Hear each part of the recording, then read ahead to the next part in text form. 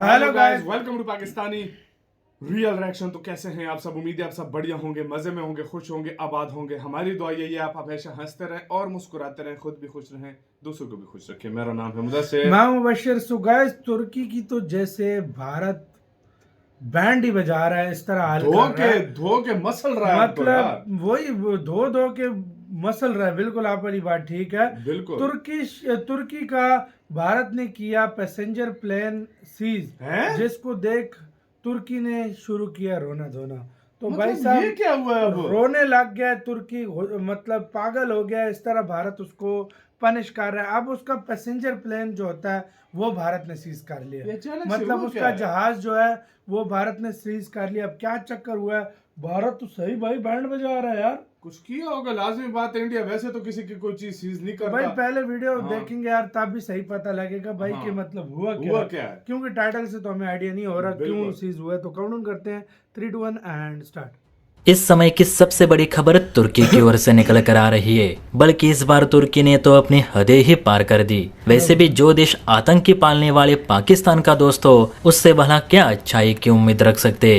पाकिस्तान आतंकवादी देश है तो तुर्की भी आतंकी सपोर्टर ही है, और ये आज तुर्की ने खुद साबित कर दिखाया है, जिसके चलते भारत ने टर्किश एयरलाइन के एक पैसेंजर प्लेन को ही सीज कर दिया। जी हाँ दोस्तों, तुर्की की एयरलाइन एक बार फिर अवैध गतिविधि करते पकड़ी गई है। देखिए, हिंदुस्तान लाइव की इस आर्टिकल के मुताबिक तुर्की एयरलाइन के एक विमान में जंगी विस्फोटक मिले हैं। खबर में बताया जा रहा है कि कल टर्किश एयरलाइन की एक पैसेंजर फ्लाइट TK-175 गुजरात आई थी। फिलहाल भारत तुर्की में विवाद अपने चरम पर है, तो तुर्की से आने वाले प्लेन हो या अन्य सामान, उनकी हायर लेवल पे चेकिंग हो रही है। अब इसी चेकिंग के दौरान तुर्की के TK-175 फ्लाइट में एक्सप्लोसिव वॉरहेड मिले। जी हाँ दोस्तों, एक पैसेंजर प्लेन से एक्सप्लोसिव वॉरहेड मिले, जो कि सिविल एविएशन इंडस्ट्री में सबसे बड़ा अपराध माना जाता है। भारत के DGCA यानी directorate general of civil aviation ने जब इस फ्लाइट की जांच की, तब ये अवैध विस्फोटक बरामद हुए। जांच पड़ताल में ये पता चला है कि तुर्की ये वॉरहेड अफगानिस्तान के रास्ते पाकिस्तान ले जा रहा था, ताकि वहां के आतंकियों को नए गोला बारूद मुहैया किए जा सके, क्योंकि ऑपरेशन सिंदूर में इन आतंकियों का बहुत सा गोला बारूद जलकर खाक हो चुका है। तो उनकी मदद करने ही तुर्की ने ये फ्लाइट रवाना की थी। लेकिन हुआ ये कि अफगानिस्तान के तालिबान प्रशासन ने तुर्की की इस फ्लाइट को अपने यहाँ लैंड करने की अनुमति नहीं दी, इसलिए ये फ्लाइट भारत आई। अब तुर्की को पाकिस्तान जाने का सबसे नजदीकी रास्ता भारत का ही हवाई क्षेत्र है, इसलिए ये विमान पहले गुजरात में लैंड हुआ, उसके बाद रिफ्यूलिंग करके पाकिस्तान की ओर रवाना होने वाला था। लेकिन इंटेलिजेंस के इनपुट के आधार पे जब इस फ्लाइट की जांच की गई, तो इसमें कूट कूट कर गोला बारूद भरा था। आप सभी जानते हैं कि सिविल एविएशन इंडस्ट्री के नियमों के अनुसार किसी भी पैसेंजर प्लेन में ज्वलनशील पदार्थ और हथियार ले जाने पर सख्त पाबंदी है। ऐसे पदार्थों को ट्रांसपोर्ट करने के लिए मिलिट्री के कार्गो प्लेन्स का इस्तेमाल किया जाता है। DGCA के मुताबिक ऐसे किसी भी विस्फोटक को भारत के हवाई क्षेत्र के ऊपर से ले जाने या भारत में लाने के लिए उस फ्लाइट को भारतीय DGCA की विशेष अनुमति की जरूरत होती है। लेकिन तुर्की के फ्लाइट्स ने ऐसी कोई भी परमिशन DGCA से नहीं ली। प्लस ये विस्फोटक किस मकसद से प्लेन में लोड किए गए, उसकी जानकारी भी तुर्की एयरलाइन नहीं बता रही। इतना ही नहीं, तो जांच पड़ताल में ये भी देखा गया कि फ्लाइट के ग्राउंड ऑपरेशन को हैंडल कर रहे टर्किश कर्मचारियों के पास ना तो कोई वैध कागज थे, ना ही कोई ID कार्ड्स। साथ ही विमान की लैंडिंग पर कोई भी आधिकारिक मेंटेनेंस इंजीनियर भी मौजूद नहीं था। यही कारण है कि भारत ने इस पूरी फ्लाइट को अपने कब्जे में लेकर इसे सीज कर दी है। और जब तक इन विस्फोटों को क्यों लाए गए, इसका असली सच पता नहीं चलता, तब तक अगले आदेश तक ये टर्किश विमान भारत के ही कब्जे में रहेगा। हो सकता है कि तुर्की चोरी छुपे इस विमान को पाकिस्तान ले जाना चाहता हो, ताकि मसूद और हाफिज जैसे आतंकियों को भरपेट हथियार दिए जा सके। लेकिन तुर्की का ये प्लान भी फ्लॉप साबित हुआ। अब आप बताइए दोस्तों, कल को जब तुर्की इस विमान को भारत से वापस मांगेगा, तो क्या हमें उसे ये प्लेन लौटाना चाहिए या इसके बदले अच्छी खासी कीमत वसूलनी चाहिए? आपको क्या लगता है? नीचे कमेंट करके जरूर बताइए। और हाँ, वीडियो अच्छी लगी हो तो बेल आइकन प्रेस करके चैनल को लाइक एंड सब्सक्राइब भी जरूर करें। जय हिंद। मुझे ये बात समझ नहीं आ रही, छोटा सा कंट्री नहीं है तुर्की नहीं है और समझदार देश है।